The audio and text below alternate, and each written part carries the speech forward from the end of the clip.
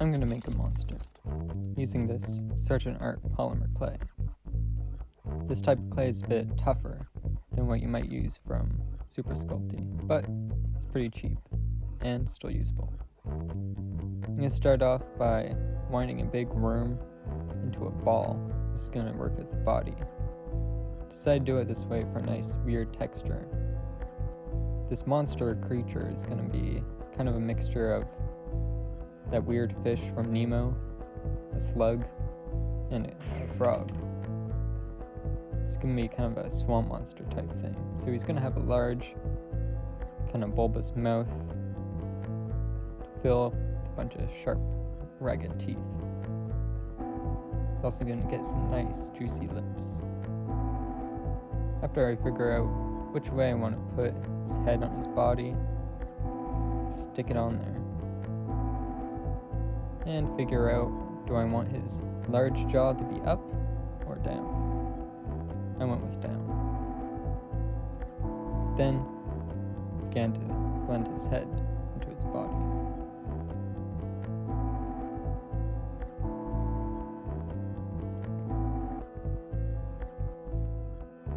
I began with his arms. Decided to go with some kind of big muscular arms, kind of like tree trunk arms. I don't know why I went with this, I just figured he had some pretty good upper body strength.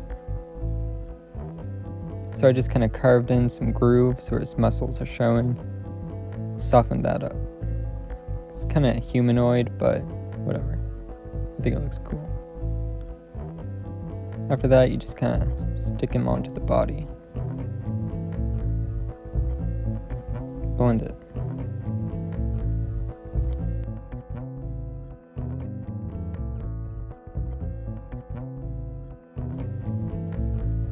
For his other arm, I decided to go with something a bit different to keep it interesting. I started with splitting a popsicle stick in two, roughening it up a bit, and breaking into little bits. The idea is that he's kind of missing an arm, so he's using this prosthetic wooden replacement. I added a little support just to keep it all together. I think this idea for a wooden arm is kind of interesting because, why does he have it on? Is he smart enough to give himself one? I don't know. But I realized I kind of put his arms upside down. The jaw is supposed to be at the bottom, his large jaw. Otherwise, his arms are just kind of in the air. But that's an easy fix. You just rip them off and flip them around. Blend them back in. Now he's all right.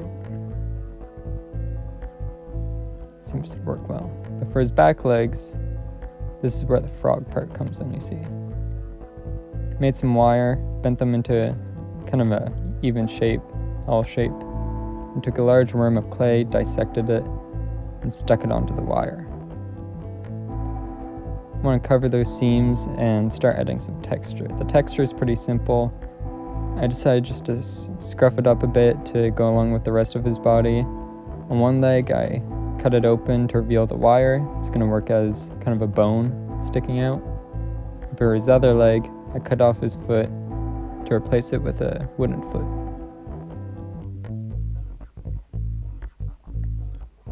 For the rest of the legs, you just kind of scratch it up, add some texture, add some weird plating,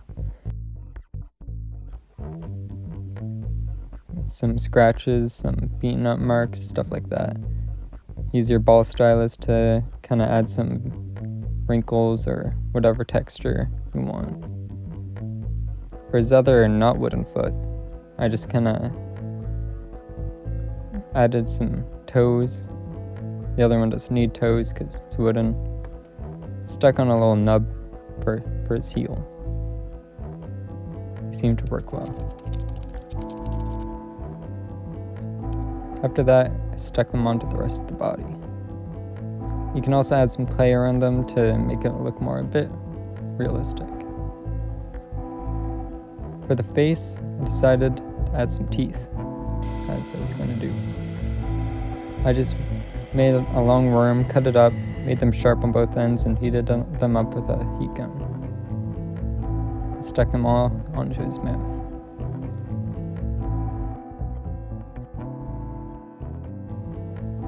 After that, I wanted to rough his face up again, giving him some gashes and some scars, some chunks taken out, and added some overgrown teeth. Kind of like a thing, you know how a beaver has to eat wood to keep its teeth from growing too long? It's kind of the same thing with this guy, except instead of wood, it's people.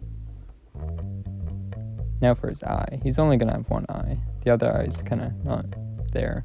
So I went into my eye jar. I found a nice large one to put him in the socket. Yes, I have an eye jar.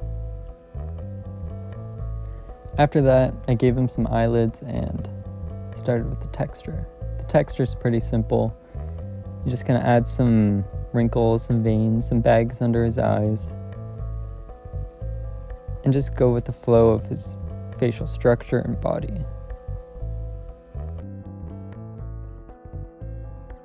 I like the way I made the body with all those weird kind of wormy dealies going around, because when I add the texture, it helps to follow the kind of snaky pattern all over his body. It makes a really cool kind of design almost. As you can see there, like the centerpiece almost just goes in a circle. I think that's pretty cool. And besides that, the texturing is pretty much it. Now he's ready to be put in the oven for baking.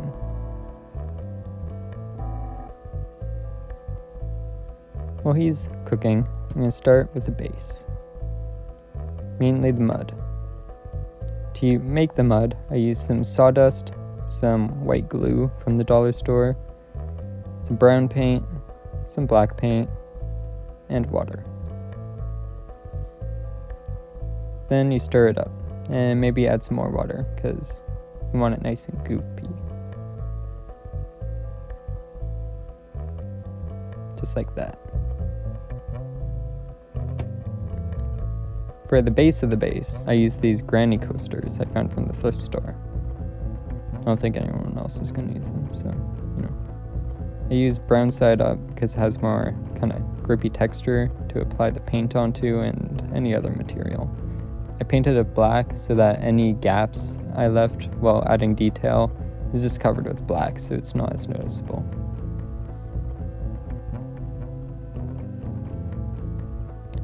Now that the guy's out of the oven, I stuck on his prosthetic arm back into the socket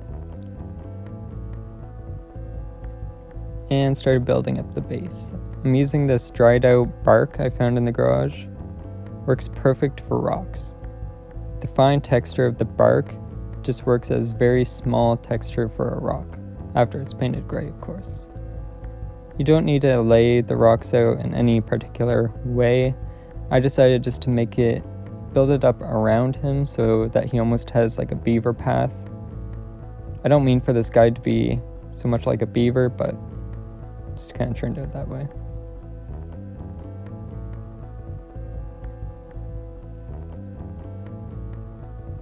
Now I'm gonna add the mud. The mud turned out pretty well, just mind you it takes a long time to dry. That's probably because I'm using sawdust and absorbs moisture more than something like sand or fine gravel that you could also use instead of the sawdust. I think this turned out really good anyways. It helps if you put it out in the sun or a dry room, just to speed the process up. You can also use it to fill some of the gaps and make the rock look a little more natural instead of a bunch of pieces sticking out.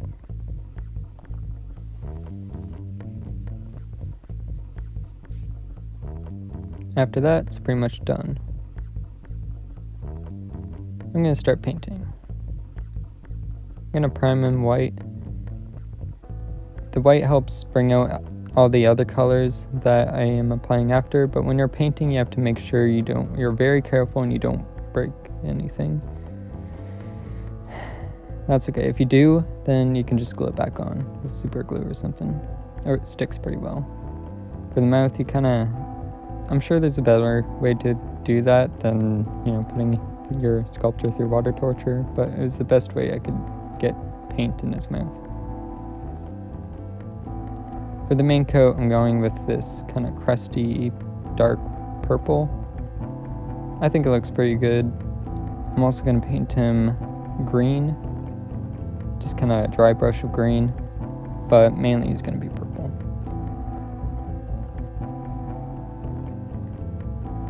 For the mouth, I went with this kind of red. I think I used red and a bit of the purple, maybe a little white.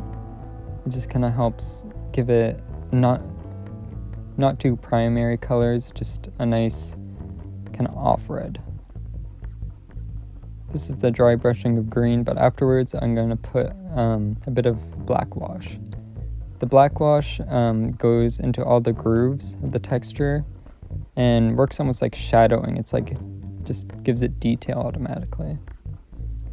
And after that, just give it another little dry brushing to bring back some of the highlights. For the wood pieces, I'm going to appropriately paint it brown, a wood brown.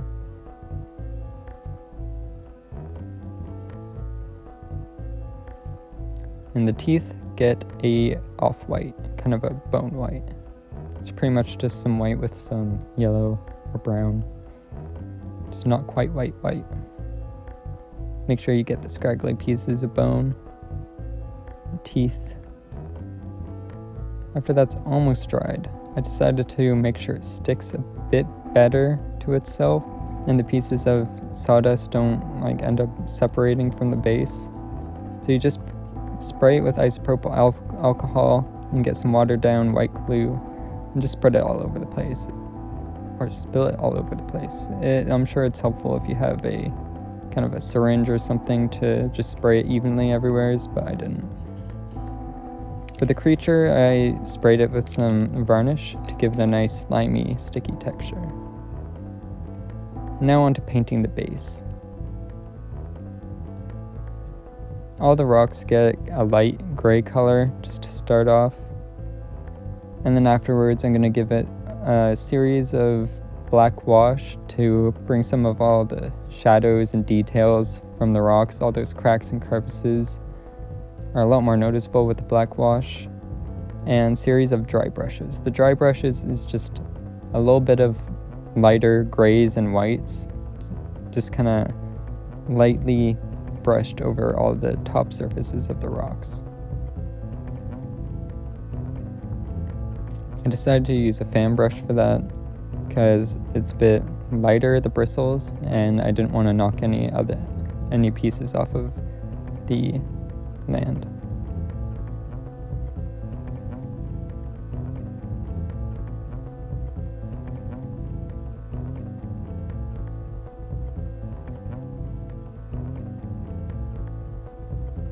Adding the black washes and the highlights, it just layers the rocks really from the darker bits to the lighter bits and makes it look very realistic. For the mud, I just added a quick dry brush of a lighter brown to give it some depth.